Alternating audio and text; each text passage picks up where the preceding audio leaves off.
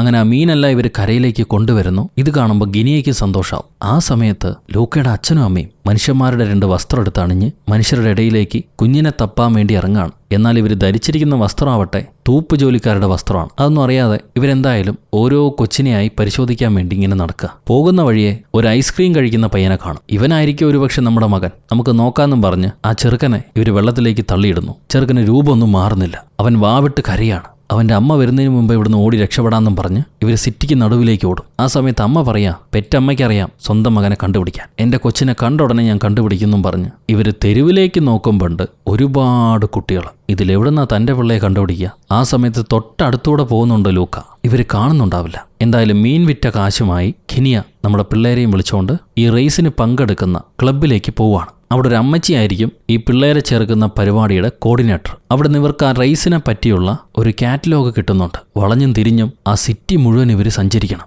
എന്നാലേ ജയിക്കുകയുള്ളൂ. ഇതൊത്തിരി കഷ്ടമാണല്ലോ എന്ന് പറയാ ലൂക്കോ. അതിന് ആൽബർട്ടോ, നീ പേടിക്കാതെ, നമ്മൾ ജയിക്കാൻ വേണ്ടി വന്നവരല്ലേ, ഉറപ്പായിട്ടും ജയിക്കുമെന്ന് പറഞ്ഞ് ഒരു കോൺഫിഡൻസ് കൊടുക്കും. അപ്പോഴായിരിക്കും ആ വെടക്ക് ചെറുപ്പക്കാരൻ വിസ്കൊന്തോ അങ്ങോട്ട് വരുന്നത്. അവനും റേസിന് ചേരണമെന്ന് പറഞ്ഞ് കാശ് കൊടുക്കുക. പക്ഷെ അവിടുത്തെ അമ്മച്ചി പറയും, നിനക്ക് ഒരുപാട് പ്രായമായില്ലേ, ഇനി ചേരാൻ പറ്റില്ലെന്ന്. അവൻ പറയാണ്, എനിക്ക് 16 വയസ്സേ ആയിട്ടുള്ളൂ, ഒരുപാട് പ്രായമൊന്നും ആയിട്ടില്ല. ഇതല്ലേ നീ കഴിഞ്ഞ കൊല്ലം പറഞ്ഞെന്നോണയാ, ഈ കൊല്ലാണ് സത്യം, എനിക്ക് 16 വയസ്സേ ആയിട്ടുള്ളൂ എന്നും പറഞ്ഞ് അവൻ ആ റേസിന് ചേരും. ചേർന്ന് കഴിഞ്ഞ് പോകുന്ന വഴിയാണ് നമ്മുടെ ഗിനിയെയും പിള്ളേരെയും കാണുന്നത്. നീ ഇവന്മാരെ വിട്ടില്ലേടി, ഇവന്മാരെയും വിളിച്ചുകൊണ്ട് നീ എന്ത് പരിപാടിക്കാണ് വന്നതെന്ന് അവൻ ചോദിക്കുക.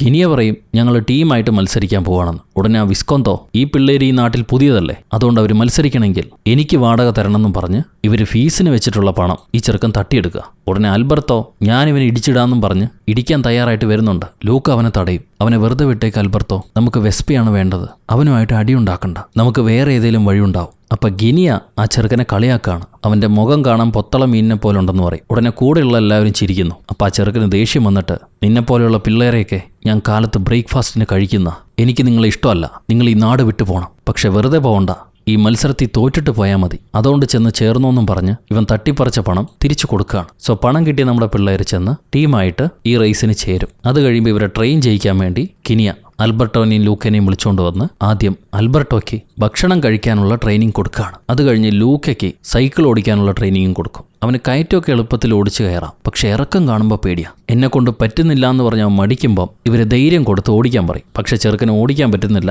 കുറച്ചു പേര് ഓടിക്കുമ്പോഴേക്കും അവൻ തെറിച്ച് വീഴാം. അത് കഴിയുമ്പോൾ നമ്മുടെ പെൺകുട്ടിയുടെ നീന്തൽ അഭ്യാസം. അവൾക്ക് ഇവരെ പോലെ വേഗത്തിൽ നീന്താൻ കഴിയില്ലല്ലോ, അതുകൊണ്ട് ഇവരത് കണ്ട് അമ്പരന്ന് നിൽക്കുക. രണ്ടുപേരും ബോട്ടിലാണ്. ഈ സമയത്ത് മറ്റൊരു സ്ഥലത്ത് നമ്മുടെ വിസ്കോന്തോയും അവന്റെ കൂട്ടുകാരും ഉണ്ടാവും. പിള്ളേരിവിടെ ബോട്ട് തുഴയുന്ന കണ്ട് അവരെ ചെന്ന് ചൊറിയാന്നും പറഞ്ഞ് ഇവര് ബോട്ട് ഓടിച്ച് നമ്മുടെ പിള്ളേർ ഇടിക്കുന്ന പോലെ പോവാ. കുറച്ച് വെള്ളം തെറിക്കുന്നുണ്ട്. ഈ വെള്ളം പെട്ടുടനെ ആൽബർട്ടോയുടെ രൂപം മാറും. ഇതവർ കാണാതിരിക്കാൻ വേണ്ടി ആൽബർട്ടോ വെള്ളത്തിലേക്ക് ചാടി ഇറങ്ങുക. എന്നാൽ ആൽബർട്ടോന്റെ വാൽ അവർ കാണുന്നുണ്ട്. അതെന്താണെന്ന് അവർക്ക് മനസ്സിലാവില്ല. അപ്പോൾ ഇവർ ശല്യം ചെയ്യുന്ന കണ്ടിട്ട് നമ്മുടെ കിനിയ അവരെ ബോട്ട് പിടിച്ച് കുലുക്കാൻ തുടങ്ങും ആ വിസ്കൊന്തോന്റെ. ഈ ഗ്യാപ്പിന് ലൂക്ക ആൽബർട്ടോയെ വലിച്ച് ബോട്ടിനകത്ത് കയറ്റുക. പക്ഷെ അപ്പോഴേക്കും ഗിനി അങ്ങോട്ട് വന്നു. ഒരു സെക്കൻഡേ ഉള്ളൂ അവൾ കണ്ടിട്ടുണ്ടാവും. ഭാഗ്യത്തിന് ടവലെടുത്ത് തോർത്തുന്നുകൊണ്ട് ആൽബർട്ടോ വീണ്ടും മനുഷ്യരൂപത്തിലായി. എത്രയും പെട്ടെന്ന് അവർ ബോട്ടും തുഴഞ്ഞ് അവിടുന്ന് രക്ഷപ്പെടുകയാണ്. ഈ സമയത്ത് നമ്മുടെ ലൂക്കയുടെ അച്ഛനും അമ്മയും അവർ പിള്ളേര് പന്ത് കളിക്കുന്ന കാണും. തൊട്ടടുത്ത് തന്നെ പോണ്ടുണ്ട്. അമ്മയ്ക്കൊരു ബുദ്ധി തോന്നുക, പിള്ളേരെ കൂടെ പന്ത് കളിക്കാന്നും പറഞ്ഞ് അമ്മ ഓരോ പിള്ളേരെയായിട്ട്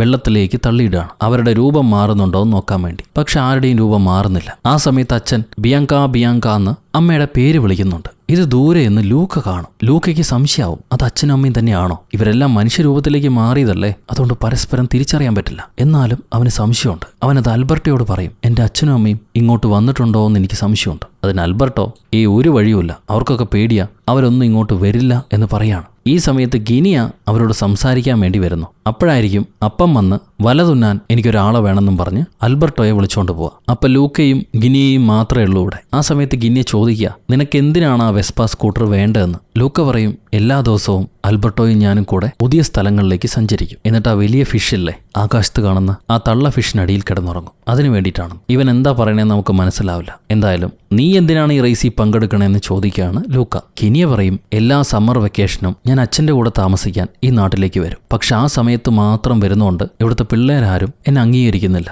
പോരാത്തതിന് ആ തന്ത ചെറുക്കൻ എന്നെ ഇറിറ്റേറ്റ് ചെയ്യാറുണ്ട്. സോ ഈ നാട്ടുകാരും ഇവിടുത്തെ പിള്ളേരും എന്നെ അംഗീകരിക്കാൻ വേണ്ടിയിട്ടാണ് ഞാനിതിൽ ജയിക്കണമെന്ന് പറയുന്നത്. അപ്പം ഞാനും ഇവിടുത്തെ ഒരാളാവില്ലേ, അതെനിക്ക് ഇഷ്ടമായി എന്ന് ലൂക്ക പറയും. അത് കഴിയുമ്പോൾ ഗിനിയ, ആ ആകാശത്ത് കണ്ടത് ഒരു തള്ളമത്സ്യമല്ല, അത് ശരിക്കും എന്താണെന്ന് ഞാൻ കാണിച്ചു തരാം, എൻ്റെ കൂടെ വായോന്നും പറഞ്ഞ് ലൂക്കയെ വിളിച്ചുകൊണ്ട് പോയി ഏതോ ഒരു അടഞ്ഞിടക്കുന്ന വീടിന് മുകളിലുള്ള ഒരു ടെലിസ്കോപ്പ് കാണിച്ചു കൊടുക്കും. അതിലൂടെ നോക്കുമ്പോൾ കുറച്ചുകൂടെ അടുത്തായിട്ട് ഈ നക്ഷത്രങ്ങളെയും ചന്ദ്രനെയും കാണാൻ കഴിയുന്നുണ്ട്. അതിനോടൊപ്പം സോളാർ സിസ്റ്റത്തിന്റെ പടം കൂടെ അവൾ കാണിച്ചു കൊടുക്കും. യഥാർത്ഥത്തിലുള്ള ലോകം എന്താണെന്ന് അവന് പറഞ്ഞു കൊടുക്കുകയാണ്. അതൊക്കെ കേട്ടിട്ട് അവൻ അത്ഭുതമാകും. ഈ ലോകം മുഴുവൻ ചുറ്റിക്കറങ്ങണം എന്നുള്ള ആഗ്രഹമാവും. അതുപോലെ തന്നെ പല പുസ്തകങ്ങളും അവൾ പരിചയപ്പെടുത്തുന്നുണ്ട്. ഈ ലോകത്ത് ഒരുപാട് സിറ്റികളുണ്ടെന്നും ഒരുപാട് കെട്ടിടങ്ങളുണ്ടെന്നും അവൻ ഇപ്പോഴാണ് മനസ്സിലാവുന്നത്. ഈ ലോകം എത്ര വലുതാണെന്ന് ചോദിക്കുമ്പോൾ കുറേ ഗാലക്സികളുണ്ടെന്ന് എനിക്കറിയാം, അതിനു മുകളിൽ എന്താണെന്ന് എനിക്കറിയില്ല. എന്നാൽ സ്കൂളിൽ വലിയൊരു ടെലിസ്കോപ്പ് ഉണ്ട്, അതിലൂടെ നോക്കിയാൽ ചിലപ്പോൾ കൂടുതൽ കാര്യങ്ങൾ അറിയുമായിരിക്കും. ഇതൊക്കെ അവൾ പറഞ്ഞുകൊണ്ടിരിക്കുമ്പോഴാണ് അൽബർട്ടോ വന്ന് ലൂക്കയെ വിളിക്കുന്നത്. അവന്റെ പണി കഴിഞ്ഞു, ഇങ്ങോട്ടോ കൊണ്ടുപോകാൻ വേണ്ടി വിളിക്കുക. ലൂക്ക അപ്പോ ഈ പുസ്തകം ഞാൻ എടുത്തോട്ടെ എന്ന് ചോദിക്കും. അവൾ സന്തോഷപൂർവ്വം ആ സോളാർ സിസ്റ്റം പുസ്തകം ലൂക്കയ്ക്ക് കൊടുക്കുകയാണ്. അത് കഴിയുമ്പോൾ ഈ കാര്യമെല്ലാം അവൻ അൽബർത്തയോട് പറയും. ആ മോളിൽ കാണുന്ന ഫിഷല്ല, അത് വലിയൊരു ഗ്രഹമാണത്രേ. കീലി എന്നോടെല്ലാം പറഞ്ഞു. അപ്പൊ അൽബർത്തോ അവൾ നിന്നെ പറ്റിക്കാൻ വേണ്ടി പറഞ്ഞ സത്യം എനിക്ക് മാത്രമേ അറിയൂ, അത് ഫിഷാണ്. ശരി, അതൊക്കെ വിട്ടേക്ക്, നമ്മളിപ്പോൾ വെസ്പ കാണാൻ പോവാന്നും പറഞ്ഞ് ഇവൻ കൊണ്ടുപോയി ആ പഴയ വെസ്പ കാണിച്ചു കൊടുക്കും. ഈ വെസ്പയാണ് നമ്മൾ വാങ്ങിക്കാൻ പോകുന്നത്, അത് വാങ്ങിച്ചിട്ട് ഈ നാട് വിട്ടു പോവാണ്. അപ്പൊ ലൂക്ക കൂടെ തന്നെ ഒരു ടെലിസ്കോപ്പ് നമുക്ക് കൊണ്ടുപോയാലോ, ആകാശം കാണാലോ. കീലിയ പറഞ്ഞു അവളുടെ സ്കൂളിൽ വലിയ ടെലിസ്കോപ്പ് ഉണ്ടത്രേ, നമുക്ക് അങ്ങോട്ട് പോയാലോ. ഇത് കേൾക്കുമ്പോൾ അൽബർട്ടോ ചോദിക്കുക, നിനക്കെന്താ ഇപ്പോൾ ഇങ്ങനെയുള്ള ബുദ്ധിയൊക്കെ തോന്നുന്നു? അങ്ങനെയൊന്നും ചിന്തിക്കാൻ പാടില്ല. നമ്മൾ വെസ്പയും വാങ്ങിച്ച് ഈ നാട് വിട്ട് പോവാണ് വേണ്ടത്, അല്ലാതെ നമ്മളൊന്നും സ്കൂളിൽ പോകാൻ പാടില്ല. അവർ കണ്ടുപിടിച്ചാലോ, അത് വലിയ കുഴപ്പമാവില്ലേ? അപ്പൊ ലൂക്ക കണ്ടുപിടിക്കില്ല എന്നല്ലേ നീ പറഞ്ഞത്, കുറച്ചു ദിവസം പോയി നോക്കിയാലോ.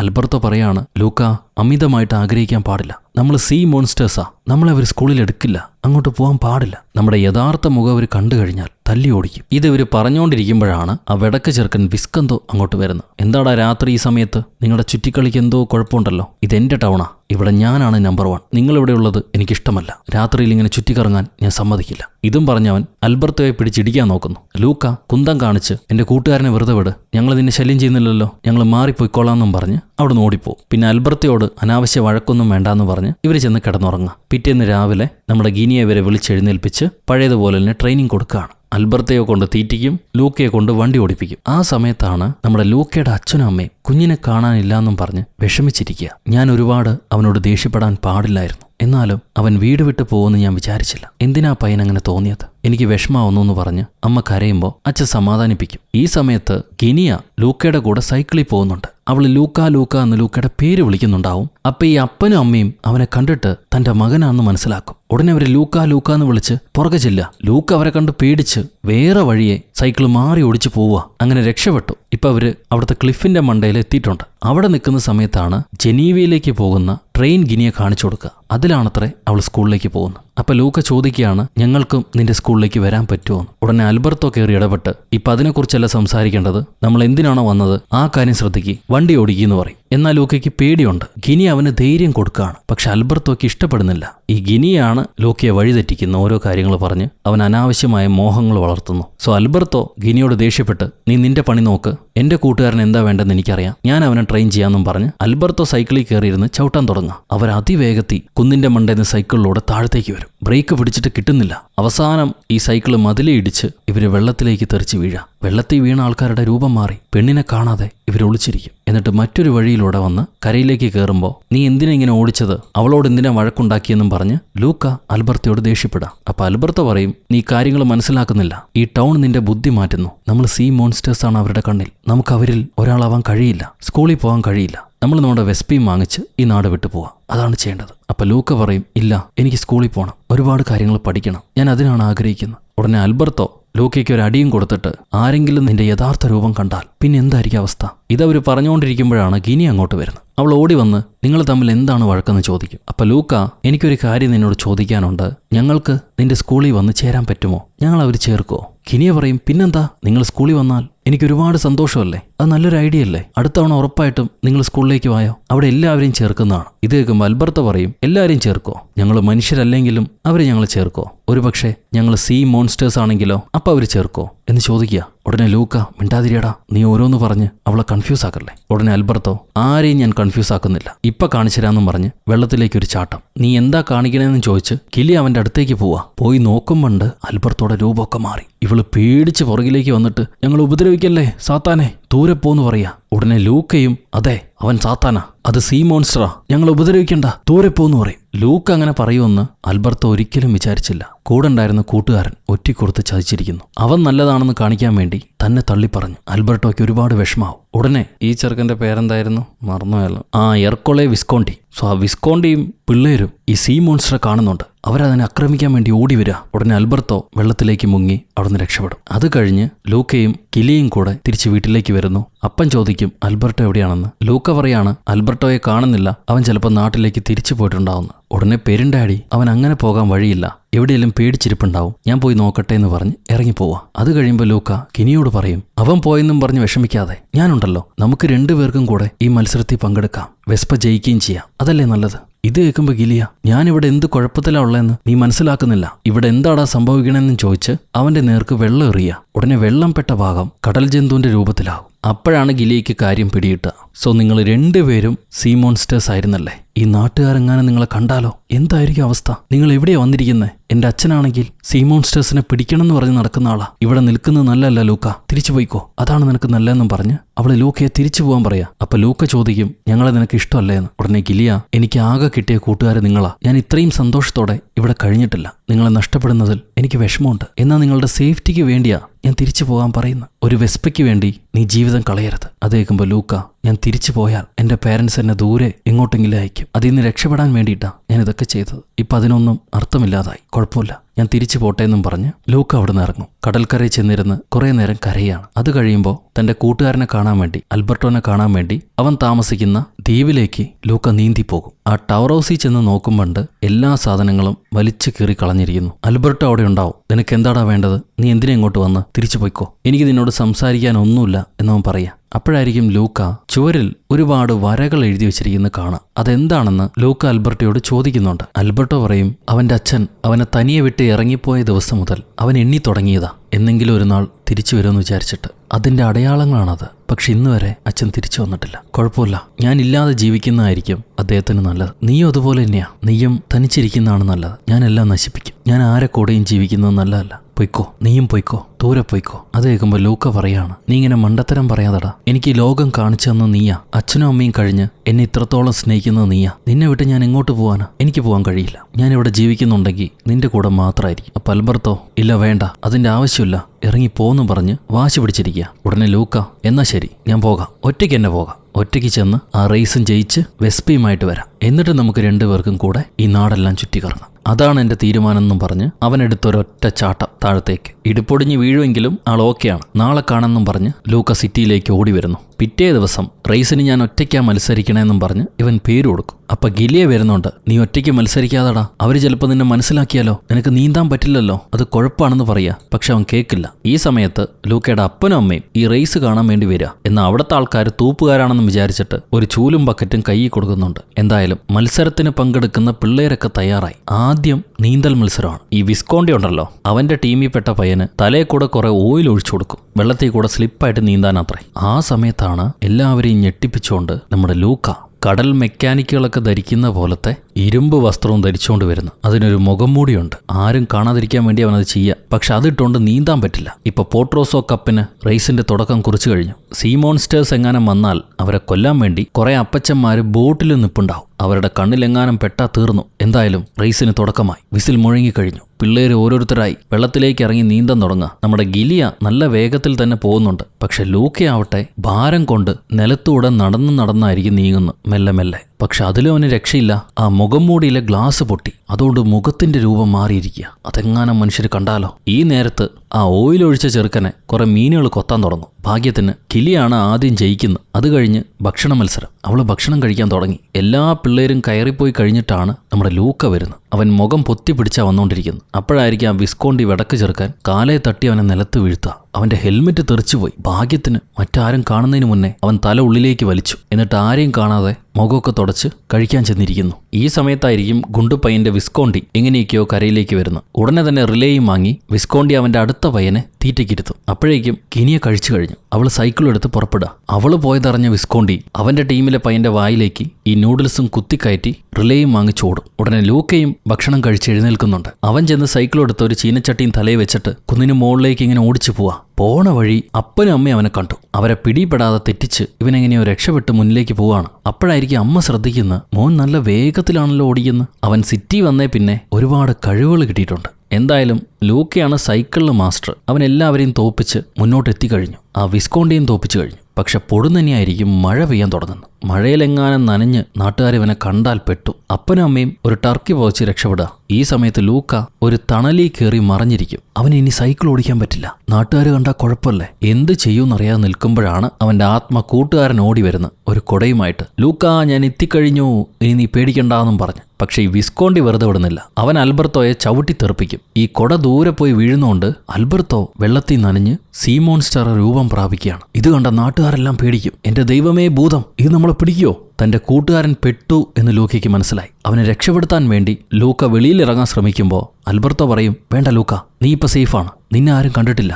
എന്നെ മാത്രമല്ല കണ്ടുള്ളൂ. ഞാൻ ഇവിടുന്ന് എങ്ങനെയെങ്കിലും രക്ഷപ്പെട്ടോളാം. നീ അവിടെ തന്നെ നിൽക്കുന്നും പറഞ്ഞ് അൽബർത്തോ നാട്ടുകാരെല്ലാം പേടിപ്പിച്ച് ഞാനിപ്പോൾ കടിക്കുന്നും പറഞ്ഞ് മുന്നിലേക്ക് ഓടി വെള്ളത്തിൽ ചാടാൻ നോക്കുക. പക്ഷെ അപ്പോഴേക്കും ഈ ചൊറിയൻ വിസ്കോണ്ടി വലയിട്ട് അൽബർട്ടോനെ പിടിക്കും. തന്റെ കൂട്ടുകാരൻ പിടിക്കപ്പെടുമ്പം പിന്നെ മത്സരം നോക്കേണ്ട കാര്യമില്ലല്ലോ. ലൂക്കയ്ക്ക് കലിവുണ്ടു. അവൻ സൈക്കിളും ആഞ്ഞു ചവിട്ടി വെള്ളത്തിലൂടെ രൂപമൊക്കെ മാറി തന്റെ കൂട്ടുകാരനെയും വലിച്ച് സൈക്കിളിൽ കയറ്റി ഈ നാട്ടുകാരെല്ലാം പറ്റിച്ച് അവിടുന്ന് രക്ഷപ്പെട്ടു പോവാ. അൽബർത്തോ, നിനക്ക് പ്രാന്താണോടാ എന്ന് ചോദിക്കുന്നുണ്ട്. ലൂക്ക പറയും, നിന്റെ കയ്യിൽ നിന്ന് കിട്ടിയതാണെന്ന്. അങ്ങനെ അവർ രക്ഷപ്പെട്ടു പോകാൻ നോക്കവേ ഈ വിസ്കോണ്ടി വിടുന്നില്ല. ഞാൻ ആ മോൺസ്റ്റേഴ്സിനെ പിടിക്കുമെന്നും പറഞ്ഞ് അവൻ കുന്തം കൊണ്ട് പുറകെ വരുന്നുണ്ട്. എന്നാൽ നമ്മുടെ ഗിനിയ അവരെ രക്ഷപ്പെടുത്താൻ വേണ്ടി ഈ വിസ്കോണ്ടിയുടെ സൈക്കിൾ ഇടിച്ചിടും. പക്ഷെ അവളും തെറിച്ച് വീഴുന്നുണ്ട്. കൂട്ടുകാരി വീണത് കണ്ടപ്പം നമ്മുടെ പിള്ളേർക്ക് രക്ഷപ്പെടാൻ തോന്നുന്നില്ല. തൊട്ടടുത്താണ് വെള്ളമുള്ളത്, ചാടിയാൽ അവർക്ക് രക്ഷപ്പെടാം. എന്നാലും അവർ സൈക്കിൾ നിർത്തിയിട്ട് കൂട്ടുകാരിയെ രക്ഷപ്പെടുത്താൻ വേണ്ടി തിരിച്ച് ഓടി വരും. എന്നിട്ട് അവളെയും ചുമന്ന് മുന്നിലേക്ക് നടക്കാണ്. എന്നാൽ നാട്ടുകാർ വെറുതെ ഇരിക്കുകയോ? അവർ ഈ മോൺസ്റ്റേഴ്സിനെ കണ്ട ഉടനെ കുന്തവുമായി അവരെ പിടിക്കാൻ വേണ്ടി വരിക. മോൺസ്റ്റേഴ്സ്, മോൺസ്റ്റേഴ്സ്, അവരെ പിടിക്കൂ പിടിക്കൂ എന്ന് വിസ്കോണ്ടി പറയാണ്. അപ്പൊ ഗിനിയ മുന്നേ കയറി, അവർ മോൺസ്റ്റേഴ്സ് അല്ല, എന്റെ കൂട്ടുകാരാ, അവരെ പിടിക്കാൻ ഞാൻ അനുവദിക്കില്ല എന്ന് പറയും. അപ്പോഴായിരിക്കും നമ്മുടെ പെരുന്തച്ഛൻ്റെ എൻട്രി. അങ്ങേരെങ്ങാനും നമ്മുടെ പിള്ളേരെ ഉപദ്രവിക്കുമോ എന്നും പേടിച്ച് നിൽക്കുമ്പോഴാണ് അച്ഛൻ പറയുക, ഇവരാരാണെന്ന് നിങ്ങൾക്കറിയോ? ലൂക്കയും അൽബർത്തോവുമാണ് എൻ്റെ മകളുടെ കൂട്ടുകാർ. എൻ്റെയും മക്കളാണവർ. അതുമാത്രമല്ല, ഈ പോട്ടോസോ കപ്പിൻ്റെ വിജയികൾ ഇന്ന് ഇവരാണ്. ഇതും പറഞ്ഞ് അപ്പച്ചൻ അവരുടെ കൈ ഉയർത്തിപ്പിടിക്കുക. ഉടനെ വിസ്കോണ്ടി പറയും, ഇല്ല, അത് സമ്മതിക്കില്ല. ഇവർ മനുഷ്യർ പോലും അല്ല, പിന്നെങ്ങനെയാണ് ഇവർ കപ്പിന്റെ വിജയിതാക്കളാവുക? അപ്പൊ ഈ പരിപാടി നടത്തുന്ന ചേച്ചി ടെക്നിക്കലി ആ പിള്ളേരാണ് ജയിച്ചത്, അതുകൊണ്ട് അവർ തന്നെയാണ് വിജയിതാക്കൾ എന്ന് പറയും. എന്നാലും ഈ വിസ്കോണ്ടി സമ്മതിക്കുന്നില്ല. ഇവർ സീ മോൺസ്റ്റേഴ്സാ, ഇവരെ കണ്ടാൽ നമ്മൾ പേടിക്കുന്നതല്ലേ, ഇവരെങ്ങനെ ജയിപ്പിക്കുക? ഇവരെ പിടിച്ച് ജയിലിലിട്, അതാണ് നല്ലത്, അല്ലെങ്കിൽ അവർ നമ്മളെ കടിക്കും. ഇത് കേൾക്കുമ്പോൾ ഒന്ന് രണ്ട് മീൻപിടുത്തക്കാർ അവരെ പിടിച്ചാലോ എന്ന് ആലോചിക്കുന്നുണ്ട്. പക്ഷെ പെരുന്തച്ഛൻ, എൻ്റെ പിള്ളേരെ തൊട്ടാൽ ഒറ്റക്കൈയും കൊണ്ട് ഞാൻ നിങ്ങളെ ഞെക്കിക്കൊല്ലും, ഓടിക്കുമല്ല എന്നും പറഞ്ഞ് അവരെല്ലാം പേടിപ്പിക്കുക. അപ്പോൾ ആ വിസ്കോണ്ടി തൻ്റെ കൂട്ടുകാരെ വിളിക്കുകയാണ്, ഒരു കുന്തം കൊണ്ട് താടാ, ഇവരെ കുത്തിക്കൊല്ലട്ടെ എന്ന്. എന്നാൽ കൂട്ടുകാരാവട്ടെ കുറേ നാളായി ഇവന്റെ ശല്യം താങ്ങാൻ പറ്റാതെ ഒരു ദിവസം ഇവനെ ഇടിക്കാൻ വേണ്ടി കാത്തിരിക്കുകയായിരുന്നു. പറ്റിയ സമയം ഇതാണെന്നും പറഞ്ഞ് അവന് നല്ല 4 ഇടി കൊടുത്ത് വെള്ളത്തിലേക്ക് പൊക്കി വലിച്ചെറിയുക. ഈ സമയത്തായിരിക്കും ലൂക്കയുടെ അപ്പനും അമ്മയും അങ്ങോട്ട് ഓടി വരുന്നത്. എൻ്റെ മകനെ നീ എവിടെ പോയെന്നും ചോദിച്ച് അപ്പം കെട്ടിപ്പിടിക്കും. ആ സമയത്താണ് കൗൺസിലർ ചേച്ചി നിങ്ങളാണ് വിജയിച്ചതെന്നും പറഞ്ഞ് പോട്രോസ കപ്പ് നമ്മുടെ പിള്ളേർക്ക് കൊടുക്കുന്നത്. ഇത് കാണുമ്പോൾ അവിടെ ബാക്കിയുണ്ടായിരുന്ന കൊച്ചു പിള്ളേരും അവരുടെ അടുത്തേക്ക് ഓടി വരുന്നുണ്ട്. എല്ലാവരും കൂടെ ചേർന്ന് കളിക്കാൻ തുടങ്ങും. അങ്ങനെ മനുഷ്യ പിള്ളേരും കടൽ പിള്ളേരും ഇപ്പോൾ ഒരുപോലെ ആയിട്ടുണ്ട്. ഇപ്പോഴാണ് മറ്റൊരു സംഭവം കാണിക്കുന്നത്. നമ്മൾ ആദ്യം കണ്ട 2 അമ്മച്ചിമാരല്ലേ ഐസ്ക്രീം കഴിക്കാൻ വന്നേ, അവർ ശരിക്കും മനുഷ്യരല്ല, അവരും കടൽ മനുഷ്യരാ. നാട്ടുകാരെ പറ്റിച്ച് കുറേ നാളായിട്ട് അവർ ഈ സിറ്റി തന്നെ ജീവിക്കുന്നവരാ. ഇപ്പം ഇതെല്ലാം മനസ്സിലാക്കിയ നാട് മുഴുവൻ നമ്മുടെ പിള്ളേരെയും അവരെ കുടുംബത്തെയും അംഗീകരിക്കുകയാണ്. അവരെ പോലെ തന്നെ കാണാൻ തുടങ്ങും. അത് കഴിയുമ്പോൾ ഈ വിജയിച്ച പണം കൊണ്ട് അൽബർത്തോയും ലൂക്കയും കൂടെ ആ പഴയ വെസ്പ വാങ്ങിക്കും. നമ്മുടെ ലൂക്കയുടെ കുടുംബത്തിന് കിലിയുടെ അപ്പൻ ഒരുപാട് ഭക്ഷണമൊക്കെ കൊടുക്കുന്നുണ്ട്. ഇതെല്ലാം കഴിഞ്ഞ് കിലിയപ്പോൾ തിരിച്ച് ജനീവയിലേക്ക് പോവാണ് അവളുടെ സ്കൂൾ പഠനത്തിനായി. അപ്പനോടും തൻ്റെ കൂട്ടുകാരോടും ബൈയൊക്കെ പറഞ്ഞ് അവൾ പുറപ്പെടാണ്. അപ്പോഴായിരിക്കും അൽബർത്തോ, നിനക്ക് വേണ്ടി ഞാനൊരു സമ്മാനം കൂടെ ബാക്കി വെച്ചിട്ടുണ്ടെന്നും പറഞ്ഞ് ജനീവയിലേക്കുള്ള മറ്റൊരു ടിക്കറ്റ് കാണിച്ചു കൊടുക്കുക. സംഭവം ലൂക്കയും കൂടെ സ്കൂളിൽ ചേർക്കാൻ അവർ തീരുമാനിച്ചിരിക്കുക. അതിനു വേണ്ടിയുള്ള ടിക്കറ്റാണത്. അവിടെ എല്ലാം പറഞ്ഞു വെച്ചിട്ടുണ്ട്, കുറുമ്പൊന്നും കാണിക്കരുതെന്ന് അച്ഛനും അമ്മയും പറയും. അത് കഴിയുമ്പോൾ ലൂക്ക, നീ വരുന്നില്ലേ, നിന്റെ ടിക്കറ്റ് എവിടെയെന്ന് അൽബർത്തോയോട് ചോദിക്കുകയാണ്. അൽബർത്തോ പറയും, എനിക്കിവിടെ ഒരുപാട് ജോലിയില്ലേ, നീ പോയിക്കോ, ഞാനിവിടെ നിനക്ക് വേണ്ടി കാത്തിരിക്കാം. നമുക്ക് ആ വെസ്പയൊക്കെ റെഡിയാക്കണ്ടേ, ഞാനിവിടെ ഉണ്ട് എൻ്റെ ഓർമ്മ വരുമ്പോൾ ഈ പടം നോക്കിയാൽ മതിയെന്നും പറഞ്ഞ് ആൽബർട്ടോ അവൻ വരച്ച പടം കൊടുക്കുകയാണ്. അപ്പോൾ ലൂക്ക പറയും, എനിക്ക് ഓർമ്മ വരുമ്പം ഞാൻ ഈ പടം നോക്കാം, പക്ഷേ നിനക്ക് സുഖമാണോ എന്ന് ഞാൻ എങ്ങനെ അറിയും? അതെനിക്കറിയണ്ടേ? എനിക്ക് ആകെയുള്ള കൂട്ടുകാരൻ നീ മാത്രമല്ലേ? ഇത് കേൾക്കുമ്പം ആൽബർട്ടോ കരഞ്ഞുകൊണ്ട് അവനെ കെട്ടിപ്പിടിക്കുക. എന്നിട്ട് അവൻ പറയും, ആ ദ്വീപിനപ്പുറമുള്ള ഒരു ലോകം എനിക്ക് കാണിച്ചു തന്നു നീയാ. അതുകൊണ്ട് എന്നും എനിക്ക് നിന്നോട് കടപ്പാടും സ്നേഹമുണ്ട്. നീ പോയി വാ, ആ വെസ്പയും തയ്യാറാക്കി ഞാൻ നിനക്ക് വേണ്ടി കാത്തിരിക്കാം. നമുക്ക് ഈ ലോകം ചുറ്റിക്കറങ്ങാം, നീ പഠിച്ചിട്ട് വാന്നും പറഞ്ഞ് ആൽബർട്ടോ ലൂക്കയെ പറഞ്ഞു വിടാണ്. അങ്ങനെ ലൂക്ക വിഷമത്തോടെയാണ് പോകുന്നതെങ്കിലും സ്കൂളിൽ ചെന്ന് പുതിയ കാര്യങ്ങൾ പഠിക്കാം എന്ന പ്രതീക്ഷയുമായി ട്രെയിനിലൂടെ എന്ന് പറഞ്ഞ് പോകുമ്പോൾ അവിടെ വെച്ച് ലൂക്ക എന്ന ഈ സിനിമ അവസാനിക്കുന്നു.